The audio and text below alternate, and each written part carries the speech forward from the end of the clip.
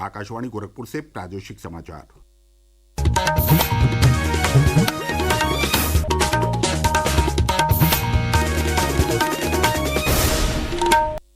नमस्कार। समाचार बुलेटिन के साथ मैं प्रमोद कुमार सिंह। पहले मुख्य समाचार। मुख्यमंत्री योगी आदित्यनाथ लखनऊ में आयोजित इन्वेस्टर्स मीट में हुए शामिल। कहा, प्रदेश में स्थापित होंगे मेगा टेक्सटाइल पार्क के 10 एक्सटेंशन केंद्र। मुख्यमंत्री ने की बेसिक शिक्षा विभाग के अधिकारियों के साथ बैठक। कहा, शिक्षा की गुणवत्ता को बेहतर बनाने पर करे फोकस, कोई भी विद्यालय न हो शिक्षक विहीन।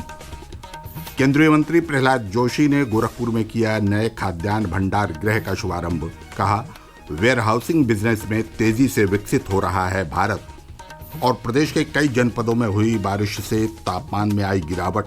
आज भी कई जनपदों में गरज चमक के साथ बारिश की संभावना। अब समाचार विस्तार से।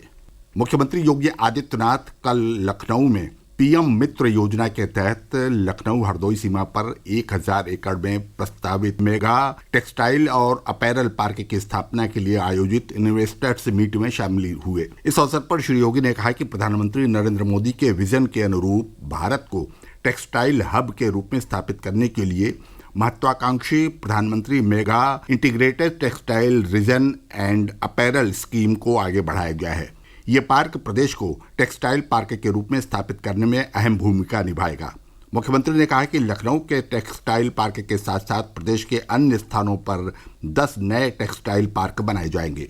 सरकार ने तय किया है कि उत्तर प्रदेश के अंदर यह केवल लखनऊ में यह इंटीग्रेटेड टेक्सटाइल पार्क ही नहीं बनेगा, बल्कि इसके बाद इसके एक्सटेंशन सेंटर के रूप में 10 नए पार्क राज्य सरकार अपने स्तर पर प्रदेश के अंदर टेक्सटाइल के साथ साथ लेदर के भी जो नए क्लस्टर विकसित हो सकते हैं। 2 नए लेदर पार्क संत रविदास के नाम पर हम उत्तर प्रदेश के अंदर इसके साथ ही विकसित करने जा रहे हैं। यानी ये उत्तर प्रदेश की इन संभावनाओं को आगे बढ़ाता है और इन कार्यक्रमों को हम आगे बढ़ाने के लिए पूरी तरीके से इन कार्यक्रमों के साथ जुड़े हुए हैं। श्री योगी ने कहा कि उत्तर प्रदेश वस्त्र उत्पादन में 13% योगदान के साथ देश में तीसरे स्थान पर है। वस्त्र उत्पादन में 13% योगदान के साथ देश के अंदर तीसरे स्थान पर उत्तर प्रदेश है और वर्तमान में हम लोग इसके माध्यम से रोजगार भी प्रदान कर रहे हैं। प्रदेश ने तमाम अन्य संस्थान भी खड़े किए हैं, खासतौर पर NIFT Raebareli, textile technology institute Kanpur, Indian institute of apparel technology Varanasi, सभी इंस्टीट्यूट भी हमारे आगे बढ़े हैं। जिन 80 निवेशकों ने यहाँ पे अपना निवेश उत्तर प्रदेश के अंदर किया है, ऐसे 80 इकाइयों को हम लोगों ने 210 करोड़ रुपए का भी इंसेंटिव उन्हें प्रदान किया है। मुख्यमंत्री योगी आदित्यनाथ ने कल लखनऊ स्थित सरकारी आवास पर बेसिक शिक्षा विभाग के अधिकारियों के साथ समीक्षा बैठक की। इस अवसर पर मुख्यमंत्री ने स्पष्ट निर्देश दिए कि गुणवत्तापूर्ण शिक्षा के लिए सरकार के पास धन की कोई कमी नहीं है। प्रदेश का कोई भी विद्यालय शिक्षक विहीन नहीं होना चाहिए। हमारा पूरा फोकस क्वालिटी ऑफ एजुकेशन पर होना चाहिए।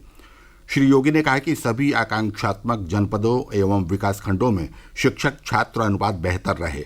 सरकार हर स्थिति में बच्चों को गुणवत्तापूर्ण शिक्षा देने के लिए पूरी प्रतिबद्धता के साथ कार्य कर रही है। मुख्यमंत्री ने कहा कि आगामी 1 अप्रैल से 15 अप्रैल तक और जुलाई माह में 15 दिन का स्कूल चलो अभियान संचालित किया जाएगा। इस दौरान शिक्षकों, ग्राम प्रधानों व ग्राम पंचायत के सदस्यों द्वारा मिलकर इस प्रकार व्यवस्था की जाए कि ये स्कूल चलो अभियान बच्चों को एक उत्सव की भांति लगे। केंद्रीय अन्वेषण ब्यूरो CBI ने वर्ष 2011 से 2014 के बीच नोएडा स्पोर्ट्स सिटी परियोजना के आवंटन, विकास और मंजूरी में अनियमितताओं के आरोपों के संबंध में दिल्ली और नोएडा में कई स्थानों की तलाशी ली है। सूत्रों के अनुसार इस संबंध में CBI ने इलाहाबाद उच्च न्यायालय के निर्देशों पर विभिन्न कंपनियों, उनके निदेशकों और अज्ञात लोक सेवकों के खिलाफ 3 मामले दर्ज किए हैं। तलाशी के दौरान एजेंसी ने आपत्तिजनक दस्तावेज, डिजिटल साक्ष्य और अन्य सामग्री बरामद की है। भारत का सकल घरेलू उत्पाद 10 वर्षों में 105% के वृद्धि के साथ दोगुना हो गया है। वर्ष 2015 में भारत का सकल घरेलू उत्पाद $2,10,000 करोड़ था, जो वर्ष 2025 में बढ़कर $4,30,000 करोड़ हो गया है। अंतर्राष्ट्रीय मुद्रा कोष के अनुसार इस मामले में भारत अब अमेरिका, चीन, जर्मनी और जापान के बाद दुनिया में 5वां सबसे बड़ा देश बन गया है। सरकार ने 1 अप्रैल से प्याज निर्यात पर 20% शुल्क को वापस लेने का निर्णय लिया है। उपभोक्ता मामले, खाद्य एवं सार्वजनिक वितरण मंत्रालय के अनुसार इससे किसानों को लाभकारी मूल्य सुनिश्चित होगा और उपभोक्ताओं के लिए प्याज की उपलब्धता भी बनी रहेगी। केंद्रीय गृह राज्य मंत्री नित्यानंद राय ने कल गोरखपुर में तारामंडल स्थित सर्किट हाउस में बिहार दिवस पर प्रेस वार्ता की।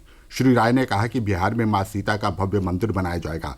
उन्होंने कहा कि सीता मां से बिहार और उत्तर प्रदेश का सदियों से नाता रहा है। प्रादेशिक समाचार आप आकाशवाणी गोरखपुर से सुन रहे हैं। ये समाचार बुलेटिन हमारे YouTube channel AIR news Gorakhpur और एक्स हैंडल AIR News_GKP पर भी उपलब्ध है। केंद्रीय उपभोक्ता मामले, खाद्य एवं सार्वजनिक वितरण एवं नवीन एवं नवीकरणीय ऊर्जा मंत्री प्रहलाद जोशी ने कल गोरखपुर के गीडा सेक्टर 26 में बने नए खाद्यान्न भंडार गृह का उद्घाटन किया। इस अवसर पर उन्होंने कहा कि वेयर हाउसिंग बिजनेस में देश तेजी से विकसित हो रहा है।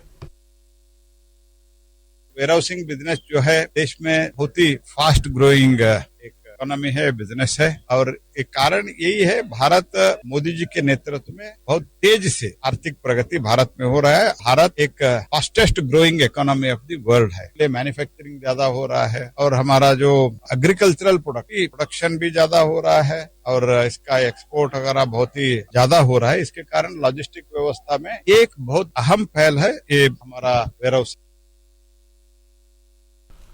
सरकार ने मुजफ्फरनगर से बांग्लादेश को 30 मीट्रिक टन GI टैग वाला गुड़ निर्यात किया है। ये किसान उत्पादक संगठनों FPO और किसान उत्पादक कंपनियों FPC के माध्यम से पश्चिमी उत्तर प्रदेश से बांग्लादेश को गुड़ के सीधे निर्यात की एक पहल है। इस निर्यात को कृषि और प्रसंस्कृत खाद्य उत्पाद निर्यात विकास प्राधिकरण द्वारा सुगम बनाया गया है। केंद्रीय सहकारिता मंत्रालय के सचिव डॉक्टर आशीष कुमार भूटानी ने कल लखनऊ स्थित सहकारिता भवन में सहकारिता से संबंधित योजनाओं और कार्यों की समीक्षा की। बैठक के बाद संवाददाताओं से बातचीत करते हुए श्री भूटानी ने सहकारी समितियों को आत्मनिर्भर बनाने के लिए तकनीक और संसाधनों के प्रयोग पर जोर दिया। मुख्यमंत्री योगी आदित्यनाथ आज कानपुर नगर का दौरा करेंगे। इस दौरान श्री योगी शहर में आयोजित होने वाले कई कार्यक्रमों में हिस्सा लेंगे। सबसे पहले वे चुन्नीगंज में मेट्रो स्टेशन और कन्वेंशन सेंटर का निरीक्षण करेंगे। इसके बाद सर्किट हाउस स्थित प्रेसिडेंशियल स्वीट निर्माण को देखने जाएंगे। मुख्यमंत्री सरसैया घाट स्थित नवीन सभागार में मंडलीय समीक्षा बैठक में Mandhana Anwarganj elevated railway track, यातायात जयपुरिया व दादा नगर क्रॉसिंग ओवरब्रिज समेत दूसरी योजनाओं पर चर्चा करेंगे। वे बिठूर महोत्सव के समापन समारोह में भी शामिल होंगे। प्रदेश के कई जनपदों में कल हुई बारिश की वजह से तापमान में गिरावट दर्ज की गई। राजधानी लखनऊ में दोपहर बाद तेज आंधी के साथ बारिश हुई। वहीं अयोध्या, मैनपुरी, हमीरपुर और फर्रुखाबाद जनपदों में तेज हवा के साथ बारिश हुई। मौसम विभाग के वरिष्ठ वैज्ञानिक मोहम्मद दानिश ने बताया,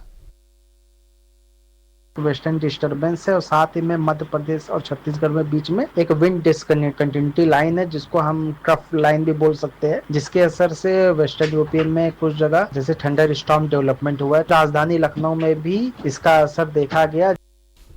मौसम विभाग ने आज प्रदेश के सोनभद्र, मिर्जापुर, चंदौली, प्रयागराज, संत रविदास नगर, वाराणसी, जौनपुर, प्रतापगढ़ समेत आसपास के कई जनपदों में गरज चमक के साथ बारिश की संभावना व्यक्त की है। और अंत में बुलेटिन का मुख्य समाचार एक बार फिर। मुख्यमंत्री योगी आदित्यनाथ लखनऊ में आयोजित इन्वेस्टर्स मीट में हुए शामिल। कहा, प्रदेश में स्थापित होंगे मेगा टेक्सटाइल पार्क के 10 एक्सटेंशन केंद्र। मुख्यमंत्री ने की बेसिक शिक्षा विभाग के अधिकारियों के साथ बैठक। कहा, शिक्षा की गुणवत्ता को बेहतर बनाने पर करे फोकस, कोई भी विद्यालय न हो शिक्षक विहीन। केंद्रीय मंत्री प्रहलाद जोशी ने गोरखपुर में किया नए खाद्यान्न भंडार गृह का शुभारंभ। कहा, वेयर हाउसिंग बिजनेस में तेजी से विकसित हो रहा है भारत। और प्रदेश के कई जनपदों में हुई बारिश से तापमान में आई गिरावट। आज भी कई जनपदों में गरज चमक के साथ बारिश की संभावना। इसके साथ ही प्रादेशिक समाचारों का यह बुलेटिन समाप्त हुआ। नमस्कार।